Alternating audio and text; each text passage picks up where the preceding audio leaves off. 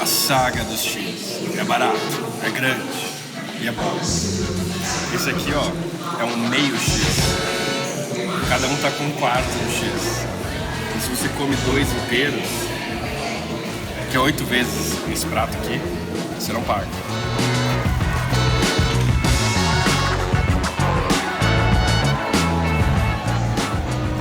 É interessante como cada lugar tem uma certa variação em relação à sua cultura náutica. Aqui, por exemplo, é muito normal entrar em um veleiro com sapatos, o que no Sudeste já não acontece. Quando o barco está no pier, é normal também as pessoas se relacionarem nas dependências do clube, e não dentro dos veleiros, como fazíamos bastante em Paraty. Aliás, estar em um clube é bem diferente de estar em uma marina. Eu nunca tinha ficado com um barco num clube, sempre em marinas. E é diferente. Eu não vou dizer se é melhor ou pior, mas eu noto assim algumas diferenças. No clube você tem mais atividade social, assim, sabe? Você tem mais regatas, mais encontros, mais churrascos.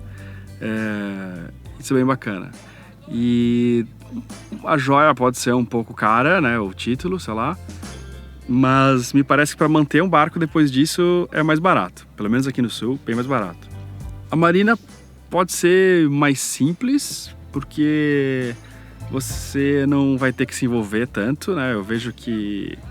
Porque nos clubes, como é uma coisa de todos, eu vejo que muitos dos amigos que eu fiz aqui, eles são diretores sociais, ou diretor de vela, ou diretor de... né? Então, dá um pouco de trabalho, eu vejo. Assim, manter um clube é bem mais complicado do que pegar e só pagar uma vaga numa marina. Fiz mais uma regata com balanço no Yacht Club Guaíba, agora com 36 barcos. Eu e o Duca Lendecker tiramos terceiro, perdendo a segunda posição só no finalzinho. Nada mal. Em um dia de manhã, após voltar de uma pequena viagem a Bagé, eu e a Aline achamos uma carta anônima no balanço. Caro Adriano, primeiramente, desculpa pelo papel que escrevemos e pela pequena invasão que fizemos no balanço para deixar essa carta. Segundamente, gostaríamos de agradecer pelo reconhecimento ao clube no hashtag Sal52. Adoramos o termo Templo da Vela. Seu canal, além de ser pura poesia, inspira muitos velejadores como nós, que sonhamos em dar a volta ao mundo com um veleiro, que ainda não existe, mas vamos chamá-lo de Pixies. Hoje velejamos de 420, um barco incrível e que faz sonhar. Esperamos que sinta pelo balanço o mesmo que sentia com o Brutus, que navegue muito e que nunca pare com o canal. Para finalizar, mande um beijo para a Aline. Beijo, Aline. E bons ventos. PS. Roda de leme dá mais emoção. Mas quem teria enviado essa carta? Depois de muita procura, achamos. A gente teve a ideia de dar uma volta ao mundo nas férias esse ano. E daí a gente ainda tá, planejando, tá no papel ainda. E daí tem o barco Pixies, que ele também não existe ainda, ele vai existir. Que vai ser o barco que a gente vai velejar. Bacana. E pra quando é isso? Assim, tem um plano?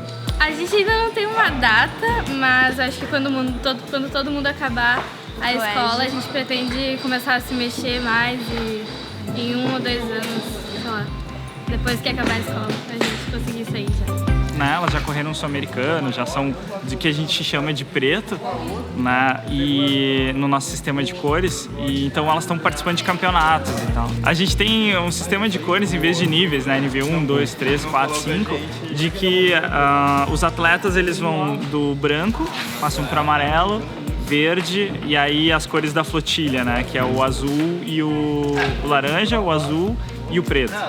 E essas cores definem assim se você está apto para uma certa atividade, para correr campeonato ou não. Como se fosse uma faixa de judô, né, ou de uma arte marcial. Eu velejo desde que eu nasci, mas no 20 mesmo, desde o ano passado. E o que você mais gosta de velejar?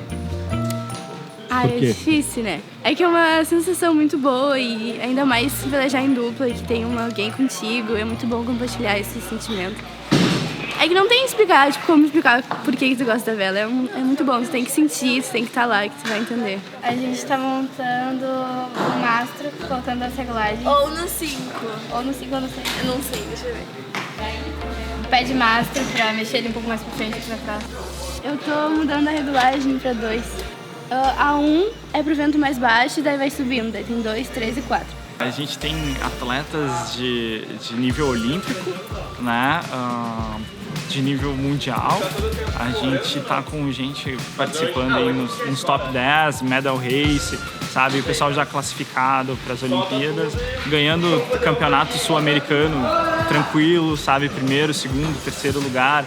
Juventude mundial a gente também tá. Então, a gente tem o pessoal mais antigo que tá agora na parte olímpica, né? E a gente tá vindo com uma massa muito forte que veio do Optimist, que veio, sabe, passou por todas as fases, passou por todas essas cores, todo esse conhecimento, e agora eles estão explodindo assim no mundo e ganhando e conquistando muitos resultados. Então, esse projeto aí da CBC com veleiros e tal, que eles têm feito, com certeza vai influenciar, a gente vai ver resultados aí nos próximos 5, 10 anos de pessoal já nos primeiros lugares, né? Não vai só depender mais do Robert Scheid, a gente vai ter vários nomes aí da vela para ovacionar. Ficamos muito felizes de ver o #Sal inspirando tanta gente, especialmente pessoas tão jovens.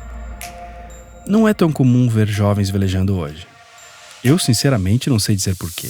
Se eu descobrisse a vela na adolescência, nunca mais teria largado. Esperamos ainda cruzar com Pixies por aí em alguma coragem mudar fora. Por enquanto, ficamos ainda mais no pier do que gostaríamos, até transformarmos o balanço em um lar. Ele nasceu para ser regateiro. É quase como morar em um Porsche dos anos 80. Mas sonhamos longe. Sentimos o mar nos chamar. Já não pertencemos mais à cidade e não sabemos dizer qual é o nosso endereço.